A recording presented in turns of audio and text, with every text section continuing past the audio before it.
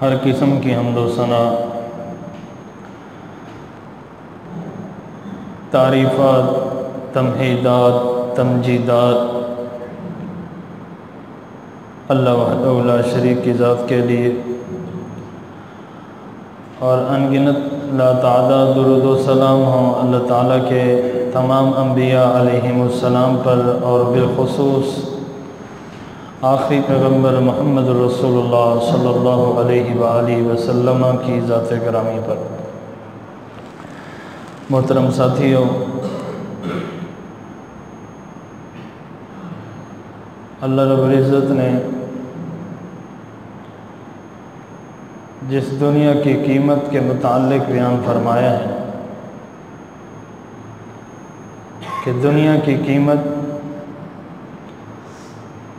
اللہ کے نزدیک ایک مچھر کے پر کے برابر بھی نہیں ہے، اور ہم نے اسی چیز کو جتنا اہمیت دی ہوئی ہے، مرنے کے بعد کی ہمیں کوئی فکر نہیں۔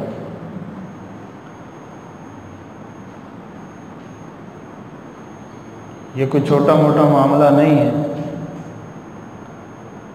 کہ اس وقت پوری دنیا اس وبا کی وجہ سے پریشان ہے، اور ہم دیکھ رہے ہیں کہ ہمارے اندر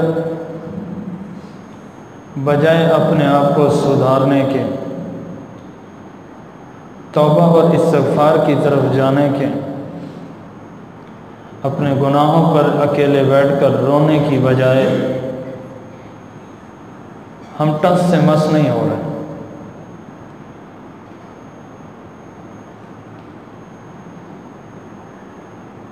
اللہ رب العزت ارشاد فرماتے ہیں وَلَنُذِيقَنَّهُم مِّنَ الْعَذَابِ الْأَدْنَىٰ دُونَ الْعَذَابِ الْأَكْبَرِ، ہم تمہیں دنیا کے اندر چھوٹے چھوٹے عذابوں کا مزہ اس لیے چکھاتے ہیں کہ تم بڑے عذاب کے آنے سے پہلے اپنے آپ کو سدھار لو، توبہ کر لو، معافیاں مانگ لو، اور اپنی زندگی کے اعمال کے اندر بہتری لے آؤ۔ کاش کہ ہمیں یہ بات سمجھ آ جائے۔ اللہ فرماتے ہیں تمہاری توبہ کی ضرورت ہے، لیکن اس توبہ کے اندر کیفیت کیا ہو کہ توبو توبۃ نصوحا، سچی توبہ۔ انسان کو قسم اٹھا کر دھوکہ دے سکتا ہے، اللہ کو بھی دھوکہ دے سکتے ہو۔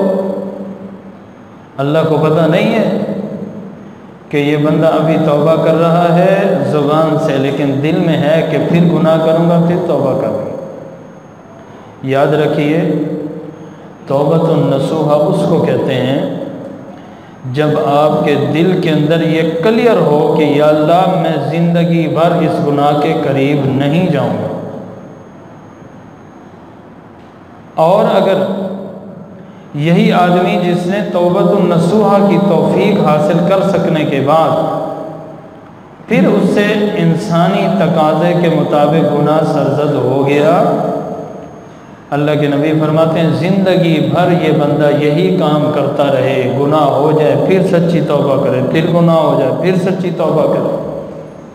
نبی علیہ السلام فرماتے ہیں اسی زندگی میں ساری زندگی ایسے گزر جائے، تب بھی جب اس کو موت آئے گی اللہ اس کو جنت میں ڈالے گا۔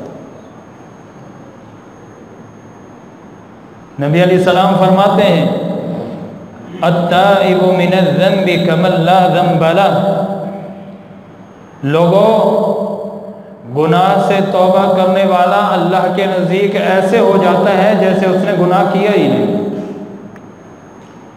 گناہ سے توبہ کرنا ہر بندے کو آتا ہے، لیکن آج تک ہمیں یہ سمجھ نہیں آئی کہ توبہ ہونی کیسی چاہیے۔ ہماری توبہ یہ سوچ کر کے ہوتی ہے یہ توبہ کر رہا ہوں، پھر بھی گناہ کروں گا، پھر توبہ ہو جائے گی۔ ذہن پہلے سے ہی انسان کا منافقت پر مبنی ہے۔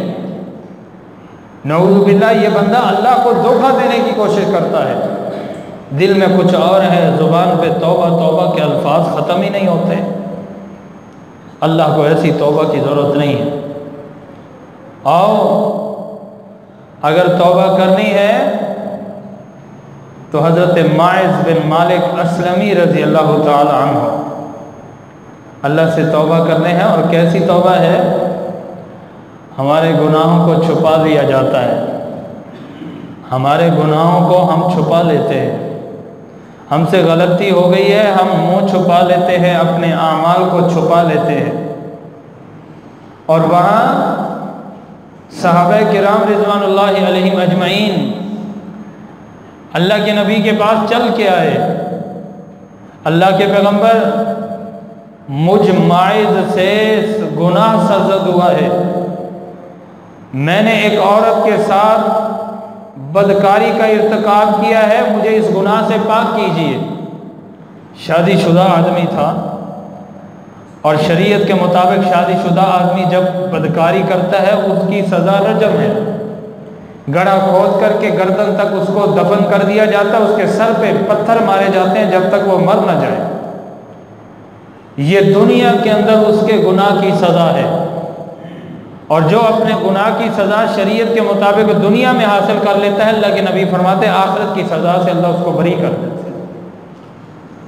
अब ये बंदा जिसने कुरान सुना हुआ है, अल यौम नख्तिमु अला अफ़वाहिहिम व तुकल्लिमुना ऐदीहिम, अल्लाह फरमाते हैं आज के दिन ऐ मुजरिमो तुमने दुनिया के अंदर अपने गुनाहों को छुपाया था, और क्या मजाल कि एक दिन भी अल्लाह के सामने रो करके माफ़ी मांगी हो। और आज यौम आखिरत में तुम कहते हो हम गुनाह नहीं करते थे, जुबानों से इनकार करते हो। आज वो बात नहीं बनेगी। दुनिया की अदालतों में झूठी कस्में उठाकर बच जाते थे जजों को धोखा देके। वकला के सामने झूठ बोल करके दायर मुकदमात खारिज करवा लेते थे। रब के सामने किसकी चलेगी? अल्लाह फरमाएंगे आज तू मेरे सामने अपने गुनाह का इनकार करता है, सुन मैं तुझसे नहीं पूछूंगा, जिस हाथ से गुनाह किया था वो हाथ बताएगा। अल यौम नख्तिमु अला अफ़वाहिहिम, आज तुम्हारे मुंह पे, तुम्हारी जुबान पे ताला है, तुम्हारे हाथ मेरे साथ कलाम करके बताएंगे हमने कितना फ्रॉड किया था, हमने कितनी रिश्वतें खाई थी। तुम्हारा हाथ कलाम करेगा कि हमने कितने घरों से चोरियां की थी, हमने कौम के पैसे को कितना लूटा था, हमने दुनिया के अंदर माल के अंदर मिलावटें कर करके मिर्चों के अंदर कलर, मिर्चों के अंदर पता नहीं क्या क्या चीज़ें मिक्स हो रही हैं। और हमारी एक ये ट्रेंड बन चुका है, हमारा एक ट्रेंड बन चुका है, आदत बन चुकी है। मेरा एक दोस्त है, किरियाना का बहुत बड़ा कारोबार है, और वो मुझे कहता है कारी साहब, ये ऐसे मैं मिंबर पे खड़े होकर मिसालें नहीं देता, ये हकीकत बात किया करता हूँ, ये याद रखना। कहता है कारी साहब एक मन लाल मिर्च, उसकी अपनी चक्की भी है, आटा भी पीसता है, मिर्चें भी पीसता है, चावल भी बनाता है, हर किस्मी मशीन है उसके पास। कहता है एक मन लाल मिर्च मैंने खालिस अपनी चक्की पे पीस के अपनी दुकान पे रखी, महीना पड़ी रहेगी, जो बंदा ले जाता वापस करता, जो बंदा ले जाता वापस करता। अल्लाह अकबर। वही मिर्च मैंने मुल्तान में भेजी है, कलर भी डाला उन्होंने, पता नहीं क्या कुछ किया है, बहुत पुरानी बात कर रहा हूँ। उन्होंने कलर भी डाला, उसी मिर्च को मिक्स करके मेरे पास भेजा। अब जिसको देता हूँ कहता है वही मिर्च चाहिए, वही मिर्च चाहिए। हैं, हमारी आदत ही ऐसी बन गई है, खालिस चीज़ हमें हजम ही नहीं होती, पहचान ही नहीं रही। ये हमारा जो दूध है ना, ये जब खालिस हो हमारे बच्चों को मोशन लग जाते हैं, पानी मिलाओगे तो बच्चे जो है तंदुरुस्त तवाना होते हैं, आदत बन गई है ना। अल्लाह अकबर। यहाँ हुक्मरानों को न रोया करो, यहाँ मैं कहा करता हूँ, बल्कि ये मैंने नहीं कहा, ये पुरानी मिसाल बड़ों की दी हुई मिसाल है। कहता है जिसका दाव नहीं चलता शरीफ वही है, देख लेना। हाँ, लोग दूसरों की चोरियां पकड़ रहे हैं और एक वक्त आएगा फिर इनके ऊपर भी मुकदमात खुल रहे होंगे। हैं, अल्लाह अकबर। मेरे भाइयों, یہ وقت ہے توبہ کرنے کا، ایک دوسرے کے اوپر کیچڑ اچھالنے کا نہیں۔ ہم میں سے کوئی آدمی اتنی بڑی وبا کے بعد کتنا اللہ سے خوف زدہ ہو کر کے رویا ہے اکیلے بیٹھ کر، یا اللہ یہ تیرا عذاب مجھے میری آنکھیں کھولنے کے لیے کافی ہے کہ آج کے بعد میں کسی گناہ کے قریب نہیں جاؤں گا۔ جاؤ دیکھو، بدکاری کے اڈے بند ہوئے ہیں؟ نہیں ہوئے۔ ملاوٹ کے اڈے بند ہوئے ہیں؟ نہیں ہوئے۔ نمک کے اندر بھی ملاوٹ ہے، حالانکہ اتنی سستی چیز، چھوڑو سب چیزوں کو، نمک کے اندر بھی ملاوٹ ہے۔ اللہ اکبر۔ محترم بھائیوں، پھر اللہ کی طرف سے عذاب آئے کہ نہ آئے ہیں؟ پہلے تھوڑا عذاب آتا تھا نا، تھوڑی سی وبا آ جاتی، لوگ اللہ اللہ کرتے تھے۔ آج ہماری اللہ اللہ تب تک ہوتی ہے جب تک کمر بستر پہ ہوتی ہے، جب کمر سیدھی تو انسان پھر وہی گناہوں پہ سیدھا۔ اللہ اللہ اس وقت تک ہے جب تک کمر پڑی ہے بستر کے اوپر، محتاج بن کے پڑا ہے۔ یا اللہ مجھے اب بچا لے، میں پھر نہیں کروں گا، یا اللہ مجھے اب بچا لے، میں پھر نہیں کروں گا۔ اور جب صحیح ہو جاتا ہے تو اس سے بھی زیادہ اللہ اوپر ایکٹیو ہو جاتا ہے، اس سے بھی زیادہ بے ایمان بن جاتا ہے۔ اور میرے محترم بھائیوں، نبی کریم صلی اللہ علیہ وسلم کے صحابی ابو سعید خدری رضی اللہ تعالیٰ عنہ فرماتے ہیں کہ لوگوں، میں پہلے بازار کے اندر ہر بندے سے کاروبار کر لیا کرتا تھا، لیکن اب بازار میں فلاں اور فلاں شخص کے علاوہ میں کسی کے ساتھ لین دین نہیں کرتا، کیونکہ امانت اٹھ چکی ہے۔ یہ اس دور کی بات ہے جس دور میں اللہ کے نبی کے صحابہ تھے۔ اور آج میں کہتا ہوں میں حاجی، وہ کہتا ہے میں حاجی۔ بھائیو، کوئی حاجی نہیں ہے یہاں پہ، کوئی حاجی نہیں ہے، کوئی فرشتہ نہیں ہے۔ جس کی آنکھیں بچ جاتی ہیں وہ کہتا ہے بس میں ہی فرشتہ ہوں، جس کے اوپر لوگوں کی نگاہ نہیں جاتی۔ کوئی گناہوں کے بارے میں فکر مندی نہیں ہے ہماری کہ ہم کیا کر رہے ہیں۔ اللہ کا عذاب ہمارے دروازے کھٹکھٹا رہا ہے اور وہاں مائز ہیں، کہتے ہیں اللہ کے نبی مجھ سے گناہ ہو گیا، مجھے پاک کر دیجئے۔ اللہ کے نبی علیہ السلام فرماتے ہیں جاؤ۔ دوسرے دن پھر آ گیا، یا نبی اللہ صلی اللہ علیہ وسلم مجھ سے گناہ ہو گیا، مجھے پاک کیجئے، مجھے سزا دیجئے۔ اللہ کے نبی فرماتے ہیں جاؤ، چلے جاؤ۔ 3 بار ایسے کیا۔ چوتھی بار جب یہ آدمی آیا، نبی علیہ السلام فرماتے ہیں ایک صحابی کو کہ اس کے منہ سے سونگھو، کہیں اس نے شراب پی کے نشہ تو نہیں کیا ہوا، نشے کی حالت میں تو نہیں آ جاتا کہ کہتا ہے مجھے جو ہے نا پاک کیجئے، مجھے پاک کیجئے۔ نشے کی حالت میں بندے کو پتہ نہیں ہوتا میں کیا کہہ رہا ہوں۔ بندے نے سونگا، کہتے ہیں اللہ کے نبی کوئی اس نے نشہ نہیں کیا ہوا، یہ ہوش اور حواس میں کہہ رہا ہے۔ نبی علیہ السلام فرماتے ہیں ٹھیک ہے، پھر اس کو لے جاؤ، رجم کرو۔ اب رجم کیا۔ رجم کرنے کے بعد صحابہ کے 2 گروہ بنتے ہیں۔ ایک گروہ کہتا ہے یہ بہت غلط قسم کا آدمی تھا جس نے بدکاری کی ہے۔ دوسرے نے کہا نہیں جی اس نے توبہ کر لی، اللہ نے اس کو معاف کر دیا۔ اللہ اکبر۔ نبی کریم صلی اللہ علیہ وسلم پر وحی نازل ہوئی۔